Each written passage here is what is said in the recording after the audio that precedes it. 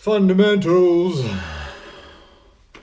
Phase 2, day 62. Well, is this my facial release and posture training? That is, other than conditioning, the main aim of the game for me for phase 2. Before doing anything heavy, before doing anything intense, basically, or before doing any massive amounts of endurance, you want to make sure that your technique and coordination, not even coordination yet, just technique and biomechanics setup is basically as drilled as possible. Basically, it's never going to be perfect. Injuries, all kinds of things will prevent you having perfect biomechanics setups, unless you're like a Chinese or a Russian gymnast born into slavery. But you can get it pretty damn close, and that's what you're aiming for, because if you start off shit, you'll end off shit. If you start off as close to perfect as possible and really be mindful of it, then you'll be able to go for a longer stint of time before injuring yourself. So that's pretty important for this phase, since I'm sort of thinking about a 1 to 2 year plan, and this is, the first eighth of that then, if it's a 2 year plan. So it's a very small component, easy amount of time to spend on it if you want to get a bit of longevity out of it.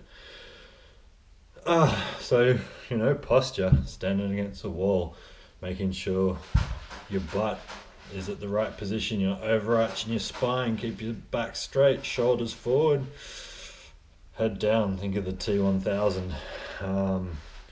Look at the position of your feet. All this stuff, like when you're setting up a big deadlift or a squat or even a bench press, thinking of positions, how you're aligning yourself with the knurl in the bar.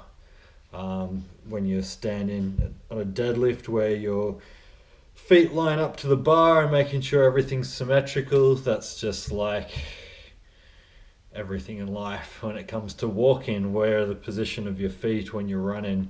Are you striking on the mid part of your foot, or are you heel striking, which is what causes people to get knee damage and the problem? And then people always, claim, it's just my technique, I prefer heel striking. It's like, no, there's right and wrong. And just because you can do it, or some crazy Kenyan has done it, doesn't mean you should do it. You should do how we've been mechanically set up. I like to think of it as almost like a cat's leg. If you think of how a cat's leg works, it's sort of like the same for us with our feet. And if you land on your heel, all that force is going through your heel. You want to be landing on that mid part, not on your toes either. People land sort of on their toes and their mid part at the same time. I do that sometimes when I'm lazy and skipping. That's why I've kind of got arthritic toes, so you want to avoid that if possible. There's that big meaty pad in the middle part of your foot. When you're skipping, that's where you should always be landing. You see those poxy marathon runners sort of warming up on the spot. The reason you sort of do that is because instinctively, when you do that, when you land, and you're always landing on the middle pad of your foot. So when you're skipping, that's why you do high knee skips. It forces you into doing it in the right position, and then you can just slow it back down again. Land where you should be landing, not too much on your heel, obviously not when skipping, but not too much on the front, and overworking your toes. So technique's super important. Sorry to bang on, technique is always important. I've said before in a different video, you don't want to be one of those form sticklers, else you're never going to get any progress, but you don't want to be like I was a couple of months ago, super loose and just muscling up stuff because my brain's stronger than my body. It's just a way to cause problems unless you haven't had any injuries or setbacks. And since this whole scheme is about rebuilding from a set point after injury, you should be on the sort of the side of being closer to the stickler than just the muscle monkey. So it's been good fun, it's like using TheraBands and different resistant bands to try and improve my posture and really trying to keep, my butt forward and my shoulders forward. It's hard work. It's incredibly difficult. Even breathing exercises and really keeping your core tight is important, and it's something we used to do a lot. I know a lot of wrestlers do it, boxers do it, jiu-jitsu fighters, judoku players, martial artists do it. It's, that you rarely meet, even some powerlifters aren't that strong. They're coordinated for specific lifts. I mean, it sounds stupid. They're obviously ridiculously strong at lifting big things, but I find strong men are better at it than a lot of powerlifters, and definitely bodybuilders, is that sort of rigidness that you get. So when I used to work as a security guard and bounce, you'd get people, they might have big muscles and it might be strong and even have good endurance, but they don't maintain that tension anywhere. Whereas if you fight someone who's done judo or or a wrestler, and you go and try and off balance them, it's just going to be like a wall. People know how to position themselves and get tension in places where you won't be able to off balance them or get under them.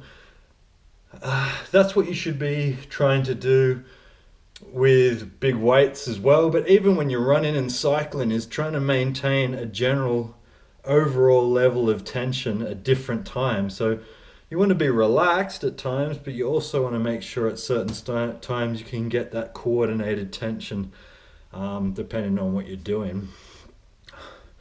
The longer it is, the longer the sport, like endurance, the less you'll be wanting to do that, of course. But for more power sports, shorter bursts, overall tension is part of your technique and coordination. So that's what you'd want to work on for sprinting. That's what you'd want to work on for rock climbing, judo, jiu-jitsu, boxing sometimes as well, obviously for a punch, but moving around, obviously want to keep it loose.